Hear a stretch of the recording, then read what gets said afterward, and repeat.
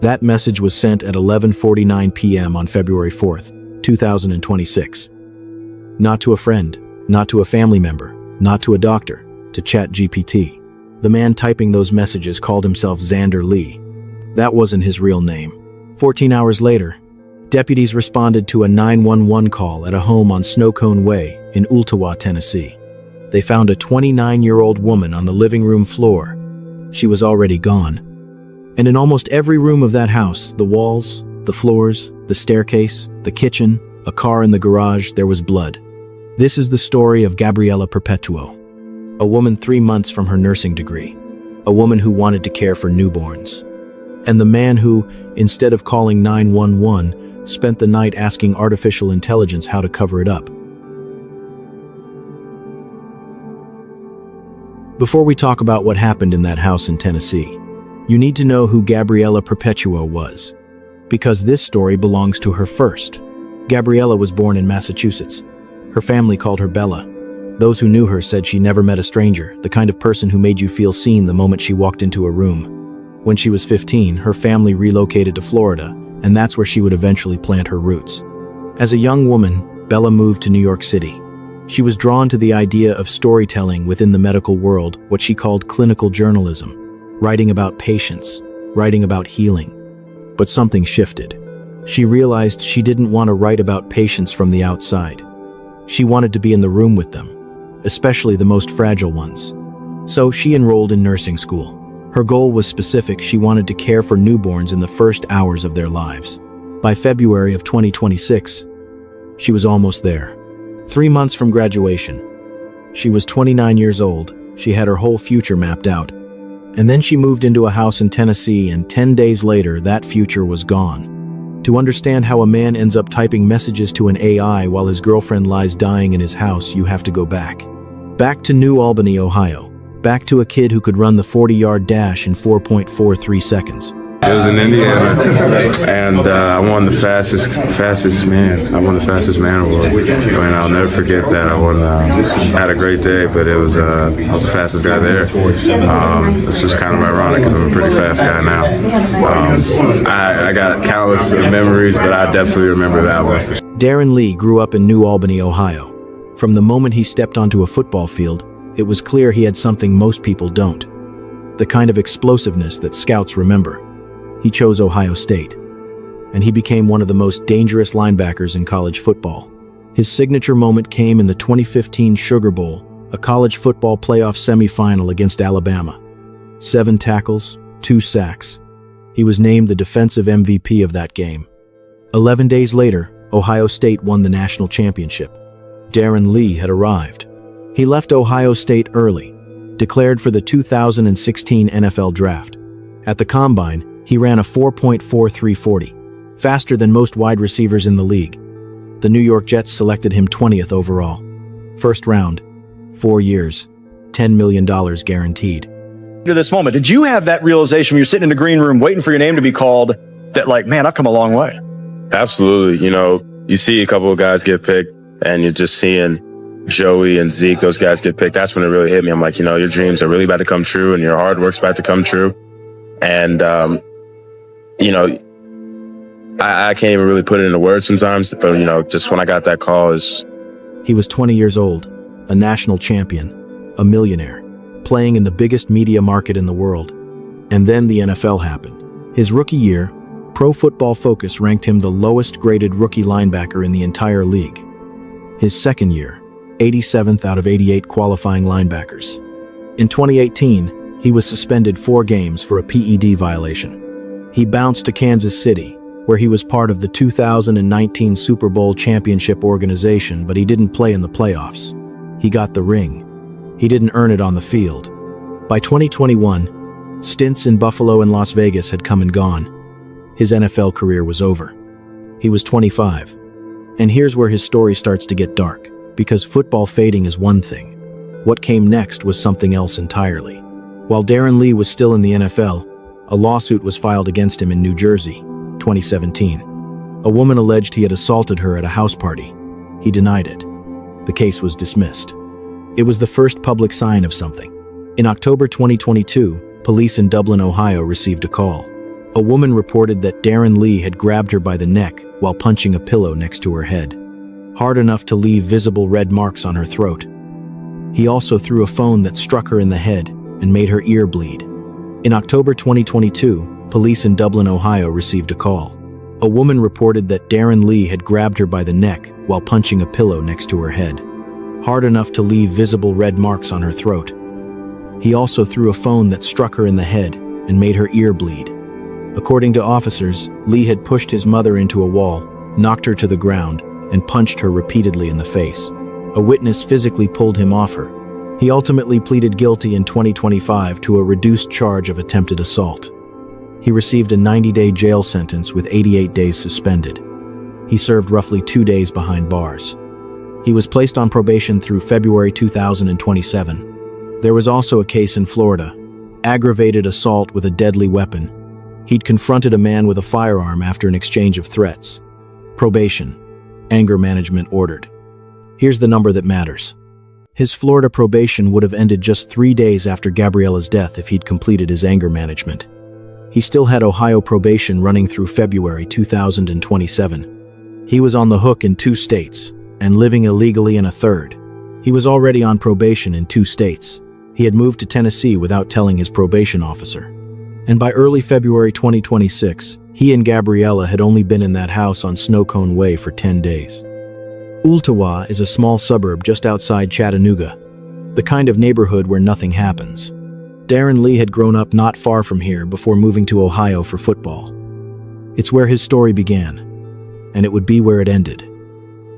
He and Gabriella moved into the home together. Fresh start, new place, a couple settling in. They had been there 10 days. 10 days. They hadn't even finished unpacking. On the night of February 4th, 2026, something happened inside that house. We don't know exactly what started it. What we know is what the house looked like when deputies arrived the next afternoon and what Darren Lee was doing while it was happening. At 11:49 p.m. on February 4th, Darren Lee opened ChatGPT. He didn't log in as himself. He used the name Xander Lee, taken from his middle name, Alexander, and he gave the AI a name too. He called it Allie. His first message read, "Hey Allie, don't know what to do right now. Fiancé did her crazy thing again and now she's messed up. I wake up and she has 2 swollen eyes. I didn't do anything. Self-inflicted. She stabbed herself, slit her eye. I don't know. But she isn't waking up or responding. What do I do?" He wasn't asking how to help her. He was asking what to say. ChatGPT responded, "Here's what to say without framing it as police trouble." The conversation didn't stop there. It went on for hours. Through the night, dozens of messages. He asked the AI what physical signs a slip and fall in a shower would leave. He asked whether a fall could cause 2 swollen eyes. He asked whether a fall could cause what he called, and this is his word, stabby-looking wounds.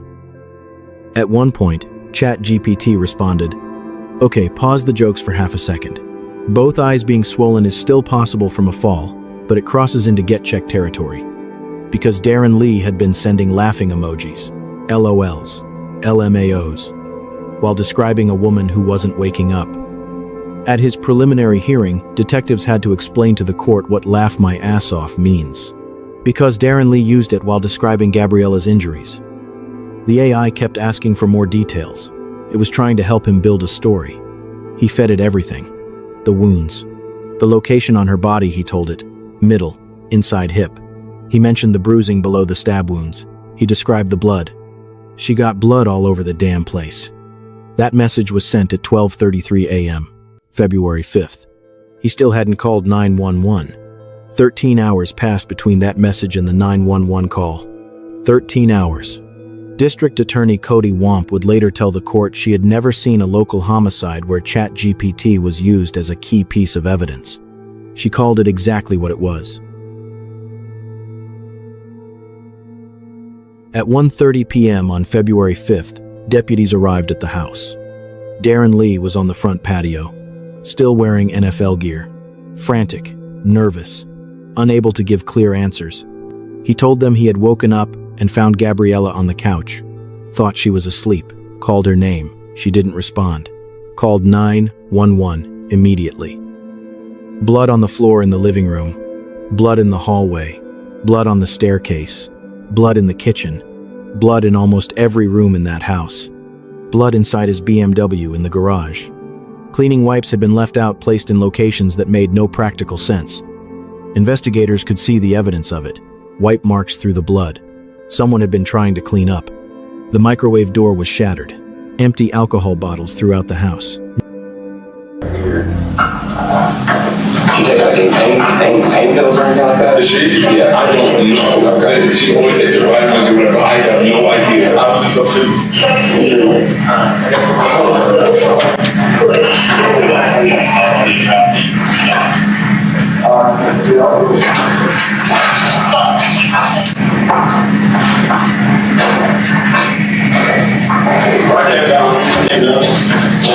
She was laying right there. Where she leave? Where's her medicine? Where's the medicine?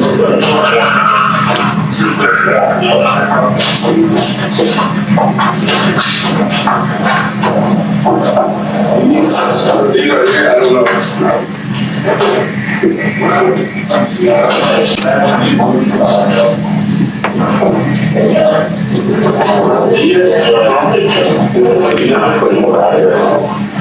Okay, sir. I can sing out. Let me see you, okay?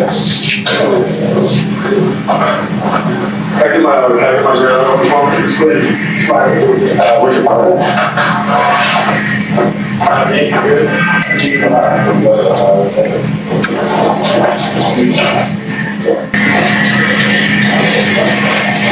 We good? Come on.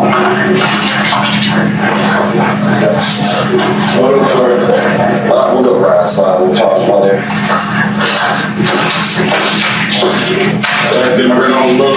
Yeah, fine.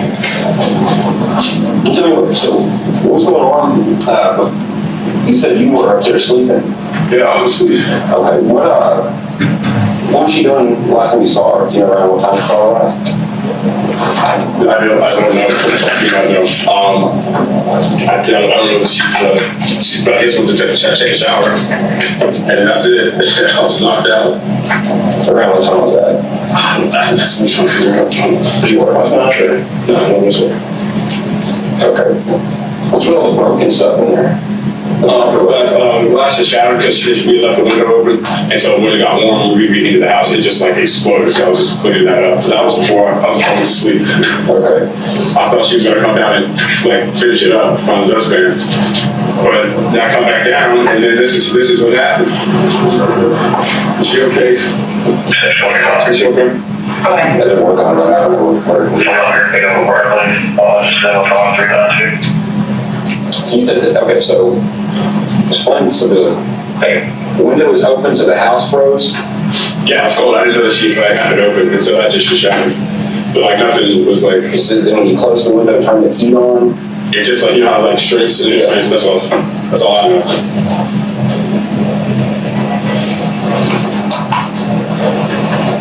Is she okay?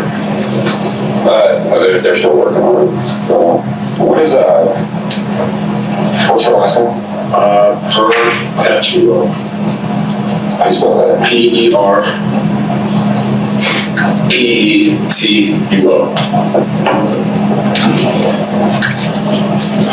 Her first name? Gabriella. Gabriella.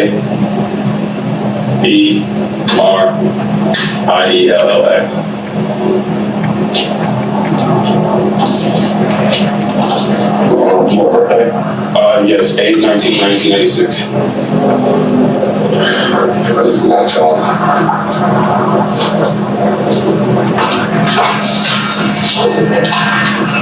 don't know that this is, I do what I do know from, it was like last week, our second day here. She had slipped, we were trying to get a bath mat. So I know she's like, I caught myself, like before that's what my left exploded. But I don't know what happens in shower. She takes long showers, like really long showers, and I have absolutely no idea.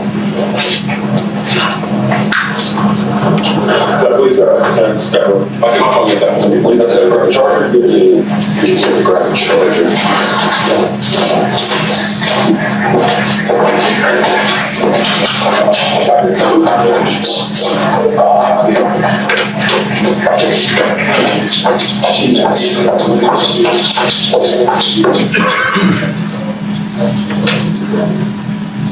Oh my God, babe! I didn't see me. I see them inside the closet. Oh my God, man. What is it you're looking for? Looking for a big block. Like a charging brick? Yeah, the big one. Jesus. You don't have kids in school? We got kids? Yeah. No, sir. You don't have kids that are, okay, so make sure you have kids that are about to get off the bus or something.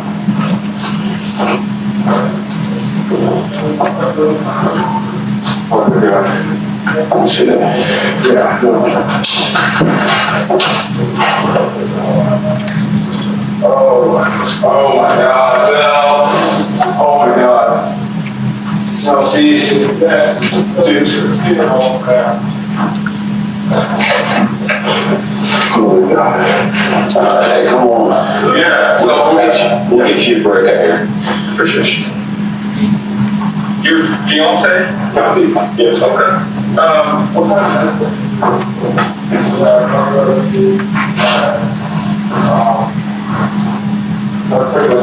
so Tony's pregnant. She's pregnant? I don't know, sister, she's trying to she's pregnant. Okay. Does she take medication? All medication downstairs. Okay. And when was the last time that you saw, is she Gabriella? Yes. When was the last time that you saw her before you found her like this?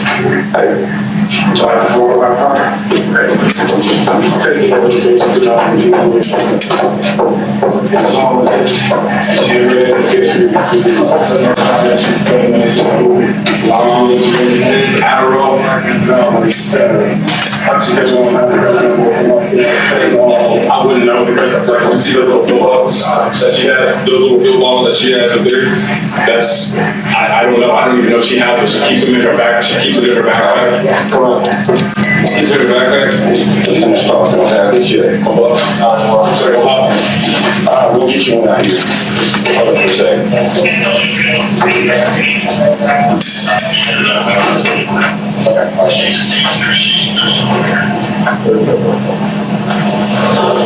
Oh my God. Tell us. How long is that?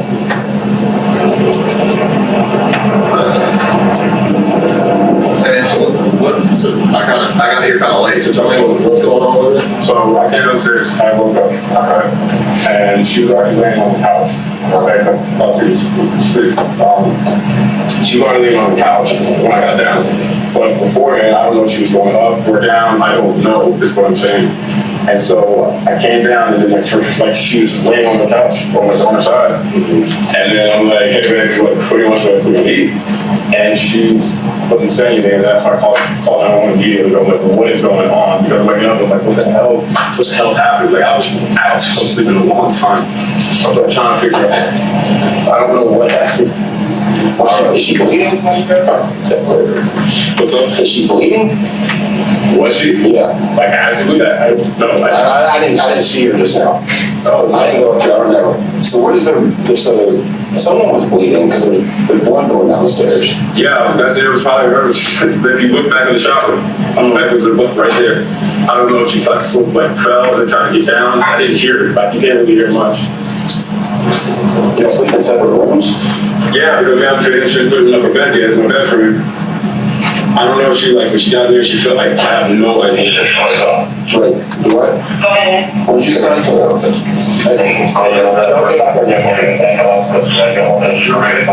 They're still working on her. Hold on, no questions. Because let's see, I did do this. He just made a comment about, I don't know if she died, if she died there. I think she died in the shower downstairs. There's blood in her handprints, bloody handprints. And also we got a bunch of blood, just they're on it. Just do it on the lighter side. No, we need it. Just hang them in a car or something. It's a pretty important.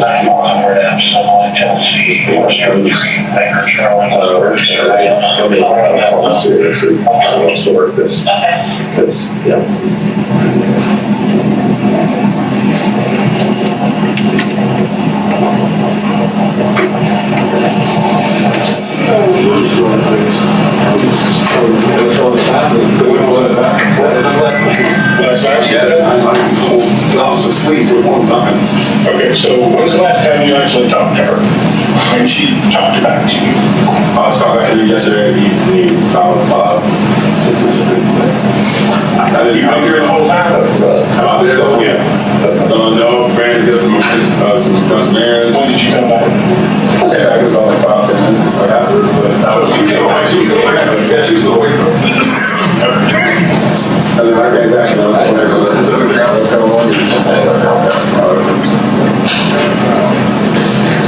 We're gonna put it in the car together. We got some people coming out. Forensic technicians applied blue star luminescence testing similar to luminol, and what it revealed went beyond what was visible. Blood had been cleaned from multiple surfaces. Drag marks were detected across the floor. And in one room, pressed deep into the carpet, investigators found something that stopped them cold. Human handprints, both hands, pressed flat into the floor. The pattern of someone pushing up from the ground, someone trying to crawl. Gabriella's body told the rest of the story. A stab wound to the abdomen, multiple bruises across her face and torso, both eyes swollen black, her front teeth knocked out, a broken neck, severe brain injury, and on her body a human bite mark. The autopsy confirmed cause of death: blunt force trauma to the head. There was one more detail from the forensic report that dismantles every version of Lee's story completely. Gabriella's pants showed no cuts or tears, but her stab wounds were underneath them. Her pants had been put back on after she was stabbed. Lee was detained at the scene and arrested later that same day, charged with first-degree murder and tampering with evidence. Bond was denied. Okay, let's go ahead and bring out Mr. Lee.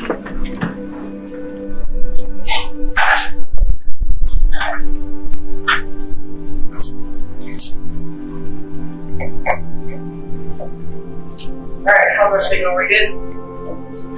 Alright, we're here on docket number 2006151, first degree murder. Docket number 2006152, tampering with or fabricating evidence for preliminary hearing, Mr. Darren Alexander. At his preliminary hearing in early March, investigators laid out the full picture for the court. The forensic evidence, the chat logs, the dozens of messages between Xander Lee and Allie. Lee's own words, pulled directly from his phone. Did ChatGPT throughout this conversation appear to give Mr. Lee advice? They did, yes. Okay. What does that say? This is from Xander Lee to ChatGPT. Hey, Allie, what are physical signs of injuries of slip and fall in bathrooms, in the shower?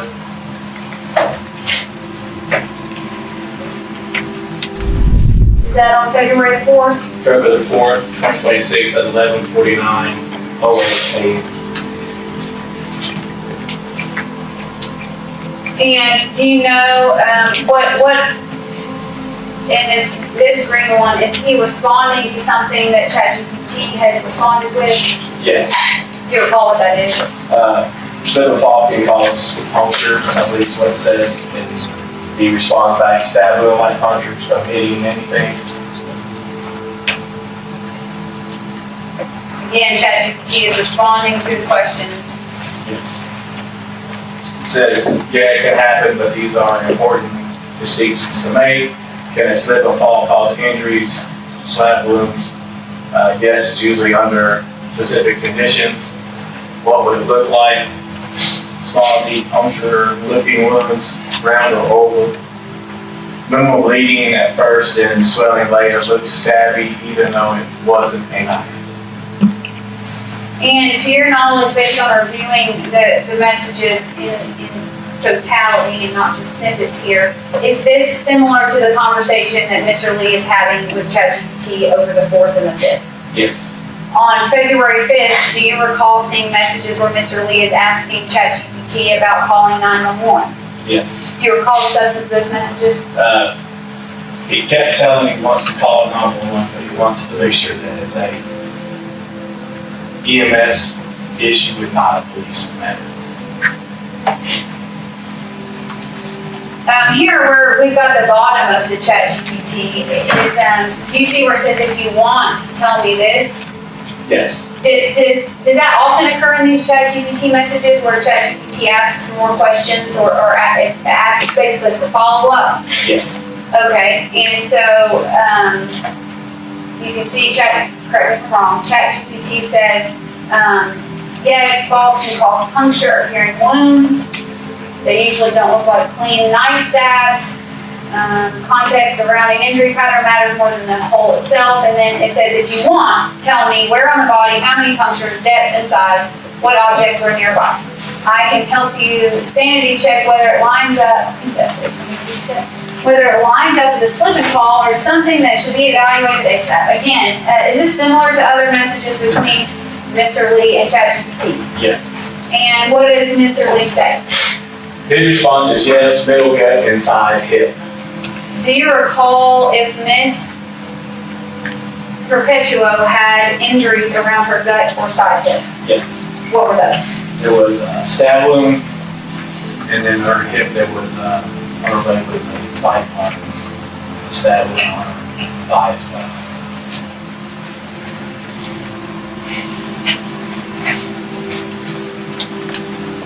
ChatGPT, again says, if you want, you can tell me. So again, is ChatGPT asking for more information from him? Yes. Okay, and can you see that Xander Lee, owner, says, yep, bruise below the 2 stabby looking wounds. Yes.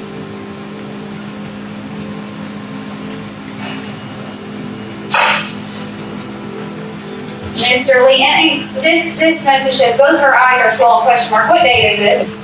That is February the 4th, 2026 at 11:54:49. The next message from ChatGPT says, okay, pause the jokes for half a second because both eyes being swollen is still possible from a fall, but it crosses into get checked territory, not man, ice it.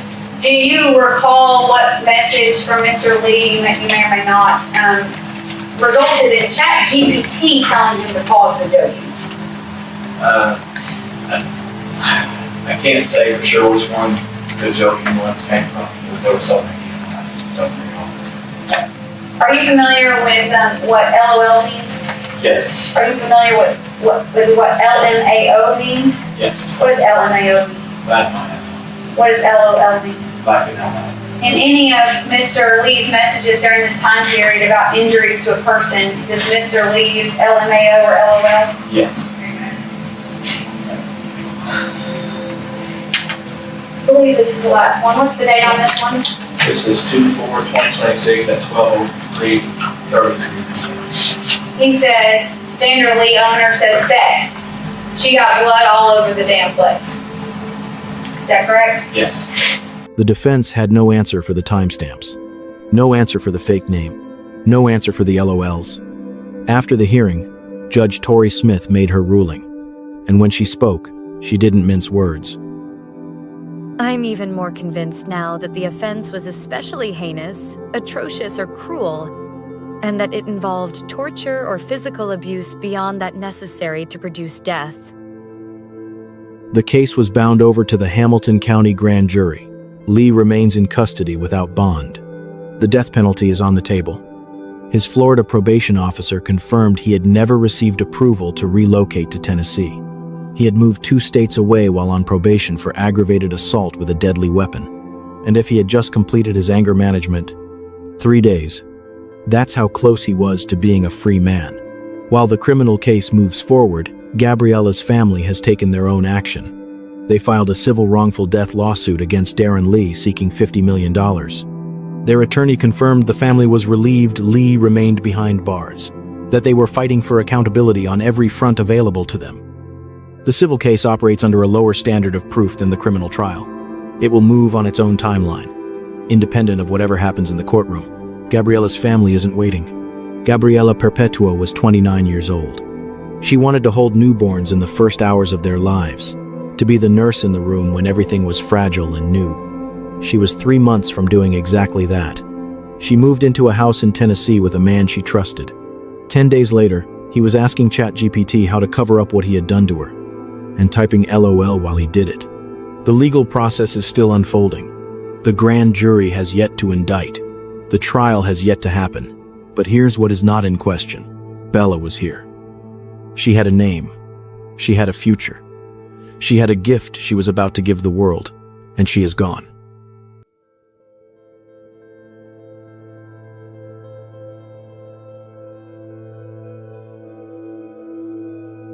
If you are in a relationship where you feel unsafe, please reach out. You don't have to wait until it's too late. Drop a comment below and tell me where in the world are you watching from. And if this story stayed with you, share it. Bella's name deserves to be remembered.